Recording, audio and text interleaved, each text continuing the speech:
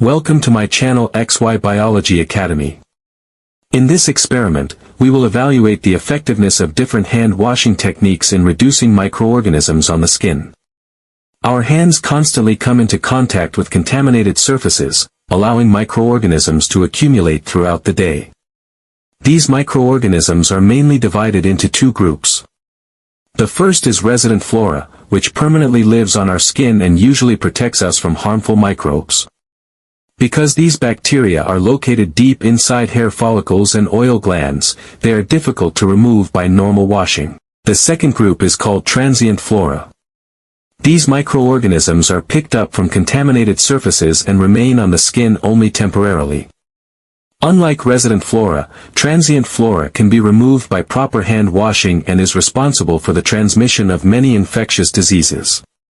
In this experiment, we will compare washing with water alone, washing with soap, and washing with soap along with surgical brushing to determine which method is most effective in reducing bacterial contamination. This experiment is designed to compare the effectiveness of different hand washing methods in reducing microorganisms present on the skin. First, the bacterial population on unwashed hands is used as the baseline.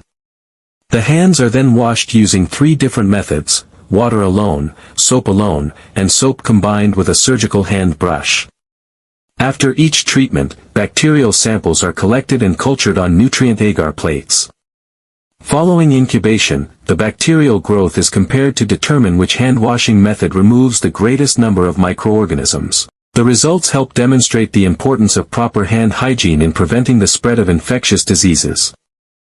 The materials required for this experiment include 4 nutrient agar plates, 8 sterile cotton swabs, 2 test tubes containing sterile saline, liquid antibacterial soap, a surgical hand brush, a glass marking pencil, a Bunsen burner or micro-incinerator for maintaining aseptic technique, which means performing laboratory procedures in a way that prevents contamination by unwanted microorganisms, a stopwatch, a Quebec colony counter, and an incubator maintained at 37 degrees Celsius. The experiment is performed in pairs. One student serves as the washer, while the second student acts as the assistant. The washer should not wash their hands before entering the laboratory so that the natural microbial population remains undisturbed. Label 2 nutrient agar plates as water and 2 plates as soap. Draw a line through the center of each plate to divide it into 2 equal halves. Label the water plates as R1, R2, R3, and R4, representing samples from the right thumb, and label the soap plates as L1, L2, L3, and L4, representing samples from the left thumb. Before collecting the sample, maintain aseptic technique by lighting the burner. Carefully remove the cap of the sterile saline tube without placing it on the laboratory bench. Flame the mouth of the tube briefly to reduce contamination. Dip a sterile cotton swab into the saline while avoiding contact with the sides of the tube. Rub the moistened swab over the pad of the right thumb and inoculate section R1 using the zigzag streaking method. Now evaluate the effect of washing with water alone. Wash the right thumb under warm running water without using soap while rubbing the thumb against the index and middle fingers. After washing for 1 minute, shake off excess water without drying the thumb. Using a new dry sterile cotton swab, collect another sample and inoculate section R2. Repeat the same procedure after washing for 2 minutes and inoculate section R3, and again after washing for 3 minutes to inoculate section R4. Always use a fresh sterile swab to avoid cross-contamination. Next, collect the initial sample from the left thumb using a sterile cotton swab moistened with sterile saline and inoculate section L1. This sample represents the bacterial population before washing with soap. To evaluate the effect of soap, wet the left thumb and apply 1 or 2 drops of liquid antibacterial soap. Rub the thumb against the index finger for 1 minute under running water.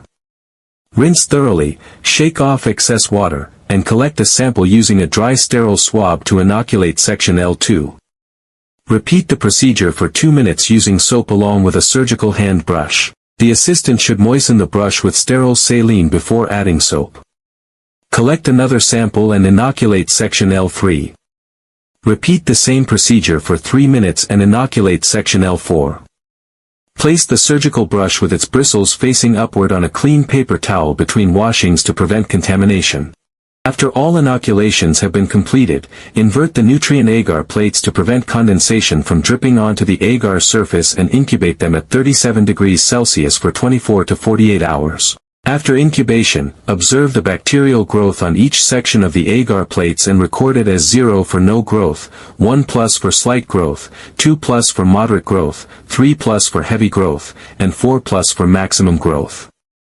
Count the bacterial colonies using the Quebec colony counter. If fewer than 30 colonies are present, record the result as TFTC, meaning too few to count. If more than 300 colonies are present, record it as TNTC, meaning too numerous to count. To determine how effective each hand washing method was, we calculate the percent growth reduction. This tells us the percentage of bacteria removed after washing compared with the initial bacterial population. The formula is, percent growth reduction equals the number of colonies in section 1 minus the number of colonies in section X, divided by the number of colonies in section 1, and then multiplied by 100. Here, section 1 represents the initial sample collected before washing. For the right hand, section 1 is R1, and for the left hand, it is L1. These sections serve as the baseline because they show the original number of bacteria present on the thumb before any washing procedure. Section X represents the sample collected after washing. For the right hand, section X can be R2, R3, or R4, corresponding to washing with water for 1, 2, or 3 minutes. For the left hand, section X can be L2, L3, or L4, representing washing with soap for 1 minute or washing with soap and a surgical brush for 2 or 3 minutes. The formula first calculates the difference between the initial colony count and the colony count after washing. This difference represents the number of bacteria removed during the washing procedure.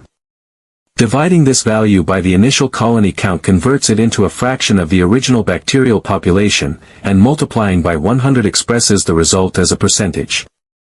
For example, if the initial sample, R1, contains 200 bacterial colonies and the sample collected after 1 minute of washing, R2, contains 80 colonies, then the percent growth reduction is calculated as 200 minus 80, divided by 200, multiplied by 100, which equals 60%. This means that washing the thumb with water for 1 minute removed 60% of the bacteria originally present.